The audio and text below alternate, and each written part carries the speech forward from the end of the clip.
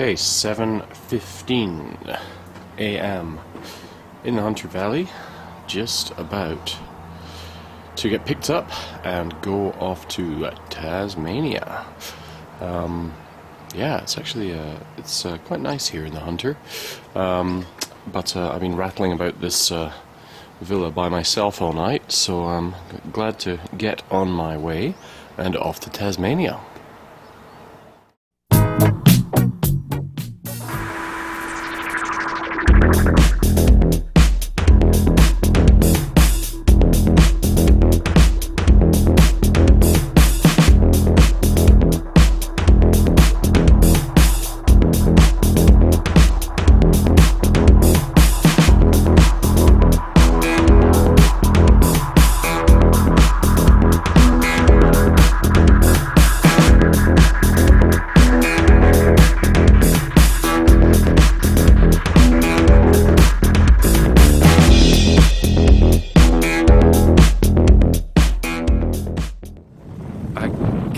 Tasmania is it's rather isolated from the rest of Australia. It's an island state, so we're very unique in that fact. On the west of Tasmania, the cleanest air measured in the world at Cape Grim is recorded. We have almost ideal growing conditions for the delicate aromatic whites and for the I guess Pinot Noir, which is our signature red. The cool climate, the clean air, and the soil types over sort of a very ancient rock formations give us good retention of natural acidity, which helps wines have balance, elegance, longevity, and the I guess the fresh flavours that you really want from cool climate. Now tell me what a French winemaker like yourself is doing down in Tasmania, and what drew you to Tasmania? We came, my wife and I, in Tasmania 20 years ago now, and what was attractive for us that was the fact that we could have all the different grapes of France in one area.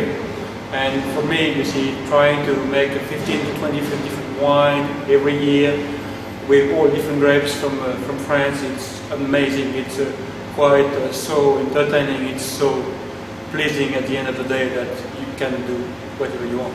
Now, with the bird scares going off in the background there, I'm guessing one of your biggest challenges in the vineyard is the problem with birds.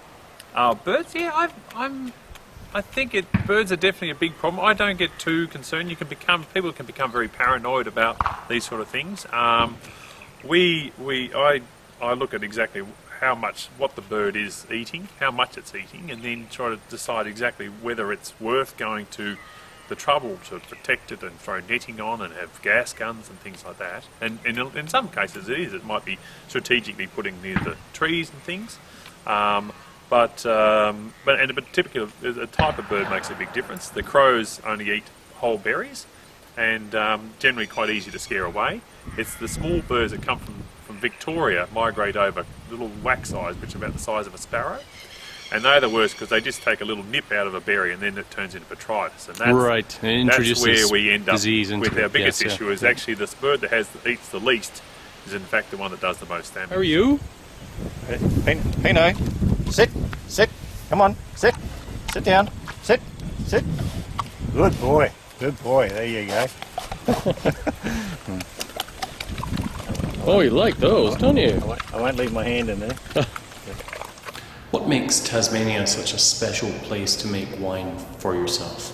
Well, I guess on one level, it's probably one of the few spots in the world now that I can have the lifestyle that I had in Northern Ontario and still grow grapes and make wine. Marilla, though, and Tasmania, I think it has to be one of those really unique parts of the world where you can make grapes and grow in a climate that preserves the acid, that keeps fruit flavor, but is also variable enough that you get vintage by vintage variations. That keeps me interested. The wine's really interesting, and Tasmania, it's remote enough that it still has that I guess, freshness and cleanness and mysterious kind of nature about it. So that's very good. What are the main differences between fruit sourced from the very north of Tasmania and the fruit sourced from the south? Well, there are. It's a complex question because up north there are a few areas. You have the western side up north, around Barrington. Then you have in Sheffield and Devonport. Then you have the Tamar Valley, and then you have the Pipers River area.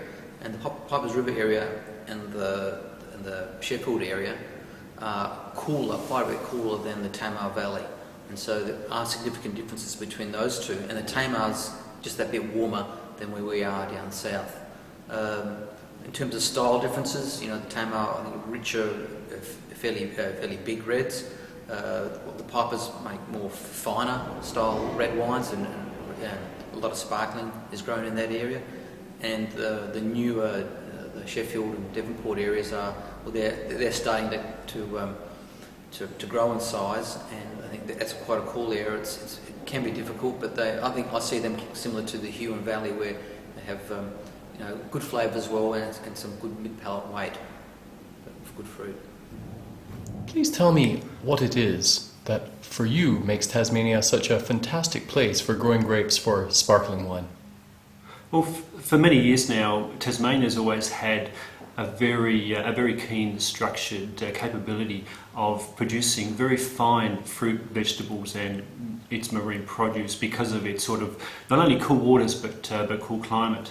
For many years, Tasmania had a very good and very highly regarded reputation as being the apple isle. And within its notation as being the apple isle, it was because of its ability to grow and produce very clean, pristine, vibrant, malic acid derived apples. Now, for an apple to be clean, crisp and very flavoursome, the malic acid retention showed to be very important. And in more recent years, as Tasmania has found a new focus within the wine industry and its ability to produce very significant, fine, premium produced sparkling wines, one of the key elements, as within its previous notation as being the apple isle, we sort of now believe that we've also found a new element of being the sparkling isle, because one of the key elements in sparkling that makes it such a benefit, not only in cool climate having the slow ripening, but also the retention of a very desirable acid, as seen in apples, being that of the malic. So having high accumulation of malic acid allows us to also achieve those very clean, pristine, fruit-derived flavours within our sparklings, but also it gives us a different element of minerality. Please tell me something about Riesling in Tasmania, because I know that's quite a passion of yours here at the winery. Yeah, so I find that the best Rieslings in the world come from the cooler climate areas. Traditionally, people have said in Australia, the Clare Valley, Eden Valley, the premier regions for Riesling in Australia. But more recently, areas like Tasmania and the Great Southern and WA have been popping up as producing fantastic, world-class examples of that grape and of the wines that also follow. What kind of Riesling styles do you think are most suited to Tasmania, and what do you make here? I think the more textured style, so we're quite heavy-handed on extraction with skins, getting more of the phenolic character into the wine. We're not as delicate, I guess you could say, with them as they are on the mainland, where they use inert gas presses and only use the free run, and they fine quite heavily, and you get quite pretty Rieslings that way, but not much to them. Whereas with us, we press all the way through. We use the pressings go into the main blend. We're reasonably oxidative in our handling. We can even use some oak occasionally in some of our Rieslings, and that way, we get the nice balance of tannin and acid level, which is quite important to Riesling.